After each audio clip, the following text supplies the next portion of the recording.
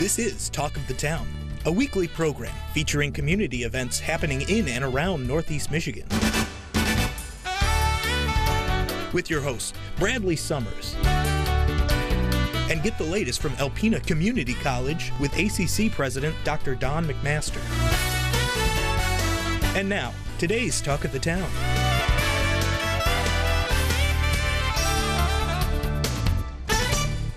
Good morning and welcome to Talk of the Town. I'm your host, Bradley Summers, and this morning I have a very special guest, Bobby Rigg from the Frost, and a Michigan Rock and Roll Hall of Fame inductee with the Frost. And I'm extraordinarily happy to have you today. I know you've heard that a few times already, but thank you for being here. You're welcome. Thanks for having me. Well, yeah, anytime. I wish I had your drum set on here and we were jamming or doing something really cool. But today I thought, it'd be a great opportunity. You are one of the headliner bands this year for the 50th anniversary of the Brown Trout Festival. And your band plays, it's the first time your band's played in how many years? 7 years. In 7 years. Yeah. Incredible that you're bringing everything back. And coming back to Alpena. I know all of the individuals that play in the Frost are also from the Alpena area. And what a great way to get together, at the 50th anniversary of the Brown Trout Festival. Yeah, it was my wife's the one that suggested it. She said, why don't you do something for the Brown Trout Festival this year? It's the 50th anniversary. And I said, And when I said that, I knew that I was in trouble. But I called a couple of guys that I would want definitely to have something to do with it, and so I could get their yeses first. And so it just snowballed from there. The rest of the guys that I called, they were all excited. They're all really excited about doing this. So. And I see Wayne Konjorski. That's a name that we see quite often in the area as well, playing music. Yep, Way Out Wayne. Yeah, Way Out Wayne will be there as well. Yeah. And the show that's taking place in the Big Tent on the 26th of July, which is smack dab right in the middle of the festival itself. And yeah. I would expect you're going to have a few people show up for this. I'm hoping so. Well, and it's a great opportunity today to be able to talk about this so that other people that are watching, know what's going on. I mean, it's, 50 years of the Brown Trout Festival taking place in our community. It brings people from all over the country here for not only fishing, but of course all of the activities that are going on. And highlighted by, the reunion of the Frost and bringing those talents here to Alpena. Talk a little bit about why it's so important to continue playing here in Alpena. First of all, I was born and raised here, and I love Alpena. No place I'd rather live of all the places that I've lived in my lifetime. I just love it up here. I'm not crazy about the winters, but no one is. But and my parents were such a big part of the community. My father was a drummer, so I had drums around the house to play anytime I wanted. But my dad was a drummer, and he and my mother were entrepreneurial, and they started a restaurant downtown. It was very famous at the time. It's called Tubby's Restaurant. And my dad being a drummer, it just sort of made sense that I would fall into that pattern, and it did eventually. And so. Yeah, it's incredible because it's just amazing to see the full circle, coming back here. And the festival, the Brown Trout Festival, always has wonderful people that are coming and sharing their talents, whether it be working with young people or providing their volunteer work, or especially the musical talents that are brought. But this is especially exciting, to have someone of the caliber of the Frost and being able to I keep circling back to the, bringing those talents back to Alpena, but, inspiring a younger generation of, rock and roll enthusiasts. That's got to be an important part of what you're doing too, right? Well, yeah, there's so many great musicians that have come out of Alpena. Maybe never were heard of like on a big scale sometimes, but at the same time, some really hot players come from this area. And I don't know why it's been such a hotbed for music, but it has been for years and years. And that's how we got started. We had a band called the Chevelles, and we wanted to get out of Alpena. We were playing in Alpena and at a local bar, but we wanted to get out of town. We knew we had to get out of town if we were going to be serious about it at all. And so basically that's how we got out of town. There's a local radio station in Saginaw, WKNX, and they had, in the summertime, they had Battle of the Bands. And so they would just pack this, it was a roll air rink is what it was. And they would pack the roll air rink, and then they'd have several bands that would play, and at the end of the night they would vote for their favorite band. And they would get a night at a place called Daniel's Den in Saginaw, which was the hot teenage nightclub back in those days. And so we got that. We won the contest. So we got a date at Daniel's Den, and then I think we got $300 in cash. So, but it got us out of Alpena, and it got us in Saginaw, Bay City, the Thumb area, Flint, Traverse City. It just opened up a whole new world for us. And so things just moved on from there, And the rest is literally history. It is, literally. Literally. I mean, it goes down in rock and roll history from where it started. I've reading the articles about the band, and just even researching a little bit about the impact that you've had and the members of the band have had on the musical world. I'm amazed. Pink Floyd, we were just talking about the Moody Blues, just all these bands that either opened for you or you opened with. I mean, Bob Seger, of course, is a staple of the Northeast Michigan area too. Everybody knows Bob Seger as well. Absolutely. But of all of those bands that either you opened for, or that opened for you or you opened for, what is one of your favorite performances that you've ever had? Chicago stands out. The band Chicago was just take your breath away. They were just so hot. And Led Zeppelin. Oh man. They were really hot. And Cream.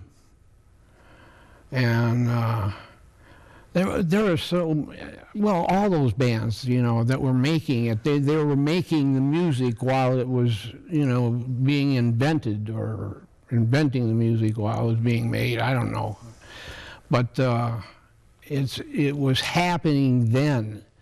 You were part of all of that, and the Detroit had an incredible music scene that was going on out there. Well, you mentioned all the people that came out of there: Grand Funk Railroad and Bob Seger and Ted Nugent and Alice Cooper, all those bands that came out of Detroit at that time. And it's just amazing. You could, Procol Harum, MC5, if you had to see the MC5 to believe them. They were just, it was just a trip just to see it. And, but on that show was the MC5, the Frost, and then Procol Harum, which, if you look at it, it just doesn't make sense, because Procol Harum is sort of this laid-back band, and the total other end of the spectrum is the MC5, doing flips on the stage, setting their guitars on fire and whatever. Wild, though. Yeah.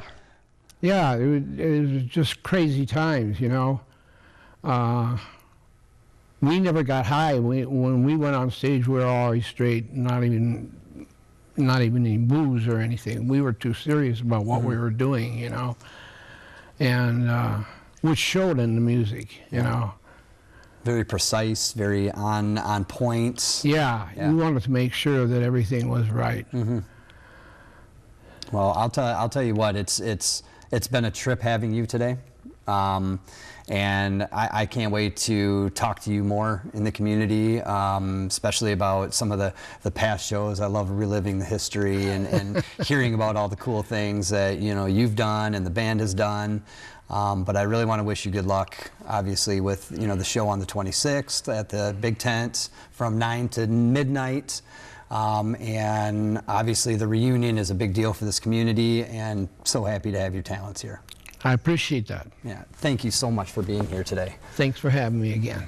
Stay tuned after the break for Leanne Bloom and Tiffany McDonald from the Second Chance Animal Shelter. Welcome back, everyone. I have two more very special guests today on this episode of Talk of the Town. I have Tiffany McDonald, the new shelter manager at Second Chance Animal Shelter. Yay! And Leanne Bloom.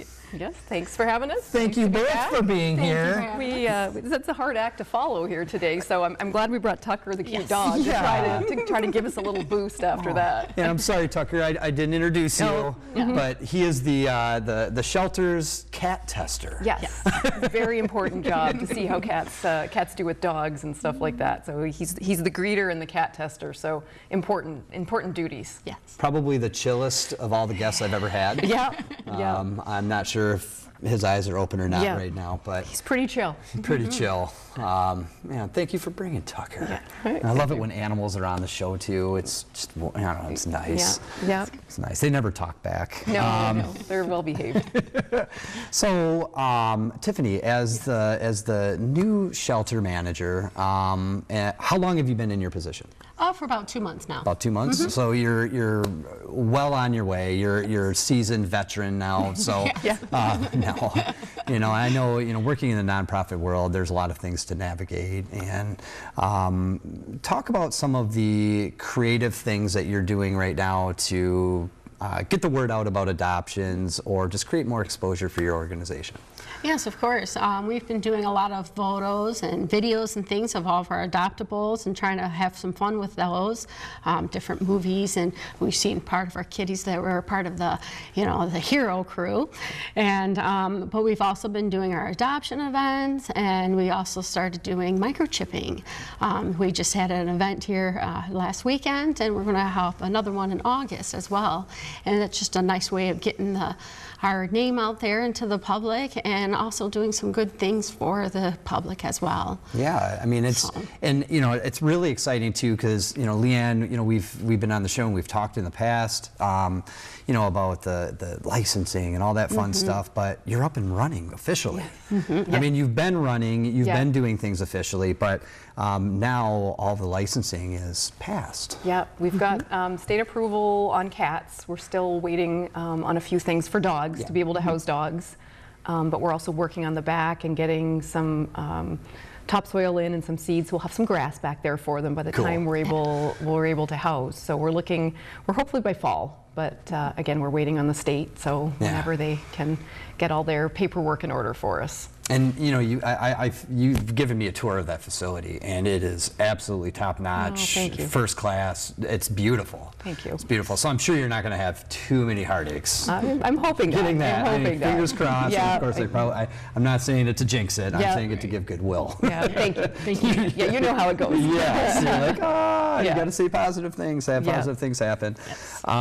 And so now with Tiffany in her role, you are moving more towards the resource development side, which you are a board member at the Second Chance Animal Shelter, but I know you were doing obviously double duty and trying to manage and with the store as well and everything else, but give a little update on some of the resource development, especially the Empty the Shelter, or the Empties for the Shelter event that's ongoing. Yeah, well, with nonprofit, you have to look at outside the box fundraising. What do you do? We're not funded by the city or the county, so we have to kind of think, creative. How do we raise money?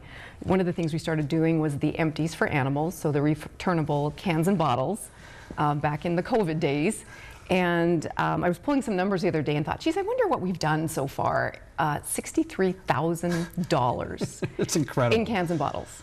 And counting. You know, I think we just got another batch, so add another $1,000. So, you know, people don't realize sometimes that little things add up.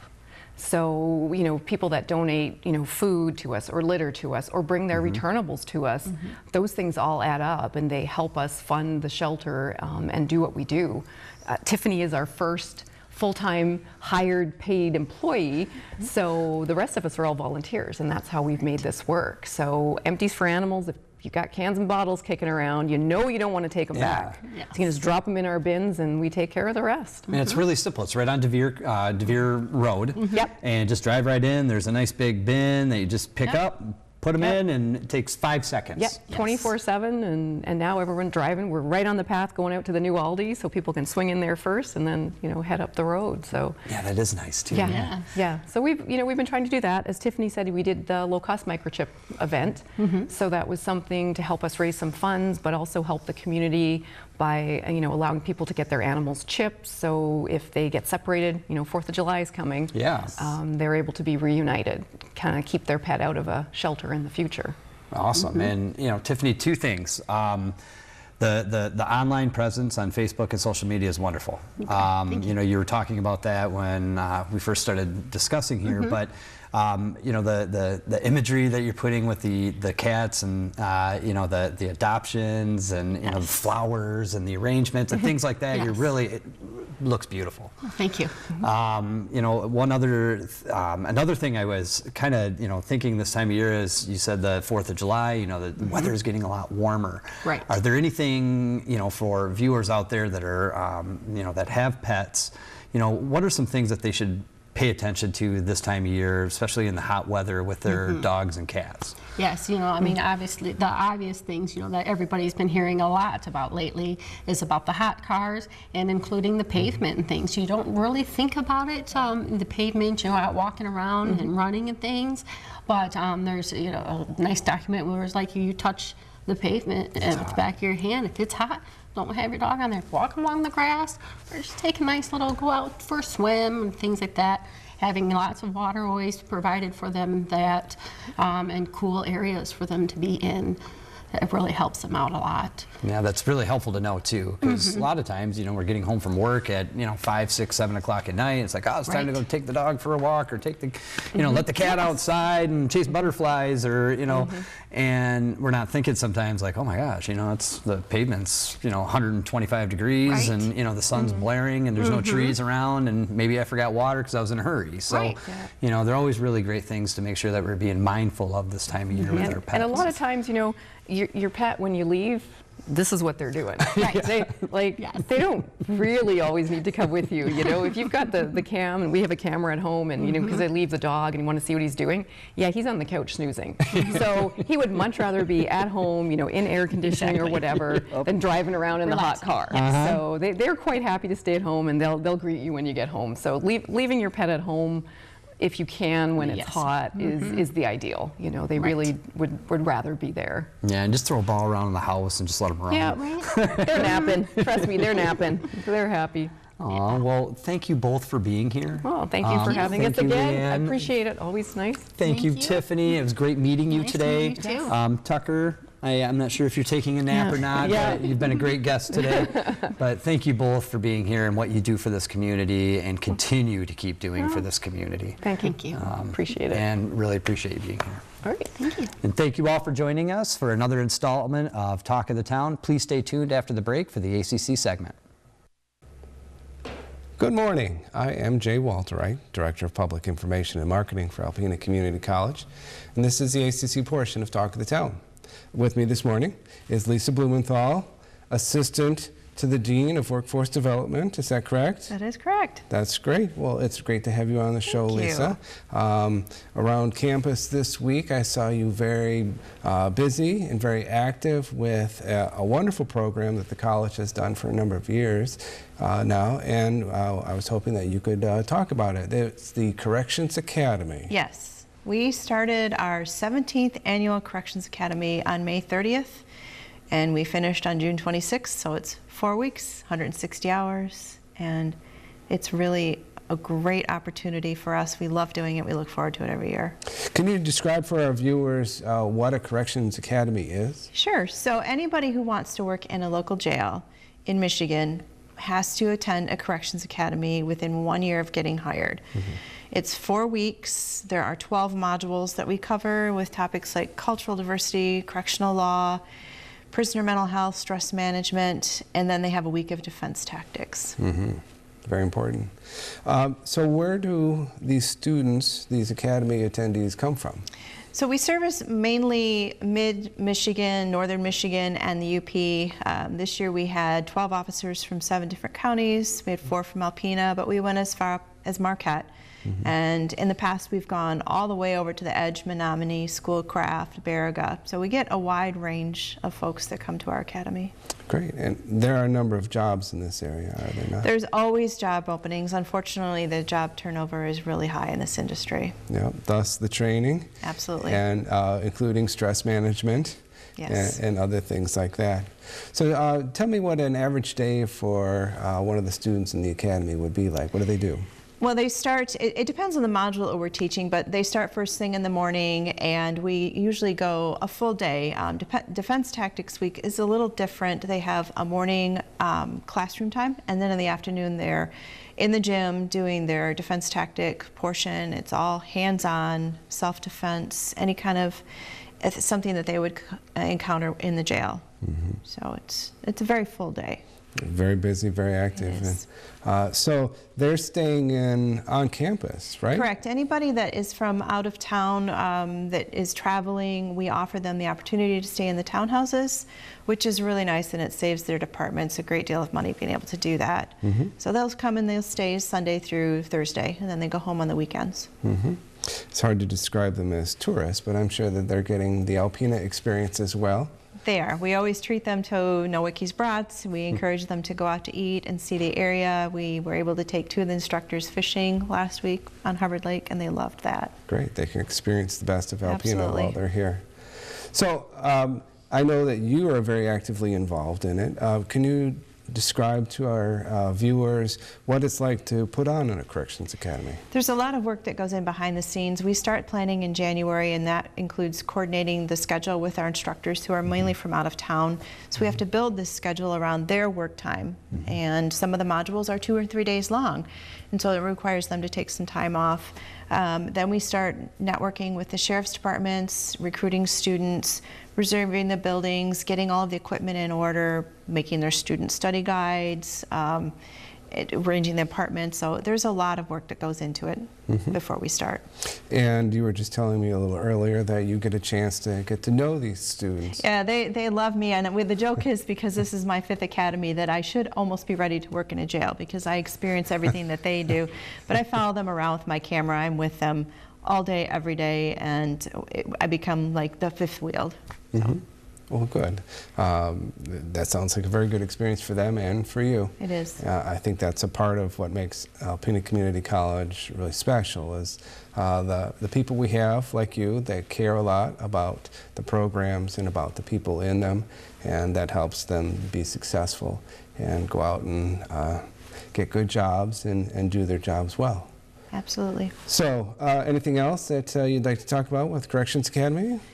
We're doing it again in June of 2025. We already have the dates picked, and our defense tactic instructor is already planning to come back. He stays at Campers Cove, so we love having him here. That's great. So in the workforce development area where you work, there's a number of wonderful things going on, and one of the things that's new and fresh for a fall semester is the Utility Arborist program. It was being offered on a non-credit basis through a grant from the state. Is that correct? That is correct. And now we have moved to the credit side. So in the fall, students will enroll and be eligible for college credit. So now instead of 1 semester, it's 2. But they'll get valuable experience from that. They won't just have the utility arborist courses. They'll have some math, some business, some, I believe speech was one of the options. And those are credits that they will have for the rest of their lives. Highly transferable. Absolutely. If they decide at some point that they wanted to get more. And it looks great on a resume. That's right. That's right. So can you talk about the job opportunities in that area? There are always opportunities for these folks, and the beautiful thing is that they can go anywhere with this degree. They don't have to stay in Northern Michigan unless they want to. They can go anywhere in Michigan. They can leave and go out west. They can go to Florida. I mean, there's always a demand for these workers. And what kind of things would they do in a job? Mainly, the utility arborists will be working hand in hand with the linemen. So they're like the superhero to the linemen, because the linemen aren't going to cut down the trees. It's too dangerous. So that's what they'll be doing, is to clear the path for the linemen to do their jobs, working around power lines, which is very dangerous. And there is a lot of different equipment involved in these types of things. Chainsaws, of course. Chainsaws, the bucket trucks, the chippers, all of it, the climbing skills that they need. Your colleague Kristen just announced this past week that the college got a grant to put towards a bucket truck, and that's very exciting. It is exciting. That's just one more tool that we'll have for our students to prepare them for this work. Yeah, real life experience, Absolutely. Which is wonderful, and it helps them get a good job and good pay and those types of things. So that program is still taking students for fall. Yes. And we would encourage anybody who is interested or would like some more information about the Utility Arborist program to contact the college. Probably our admissions office, is that correct? Correct. Contact Mike Colleen, or you can reach out to the instructor, Walt Wiltsey, directly. Okay, great. And that information is on our website in case anybody wants to find that out. It's an exciting new program, and we have high hopes for it. We know it'll do well. So that's about all our time, Lisa. Great. Thank you. Thank you for joining me. Absolutely. I always appreciate the fact that you are stepping in to bail me out in a time of need. I very much appreciate that. And I appreciate your viewership today. Once again, I am Jay Walterite, Director of Public Information and Marketing for Alpena Community College, and this is Talk of the Town. This has been Talk of the Town with your host Bradley Summers and Dr. Don McMaster. For a list of community events taking place in Northeast Michigan, please visit our website at WBKB11.com and click on our community link. This has been a Queen Bee's Knees LLC production, a Morgan Murphy media company. All rights reserved.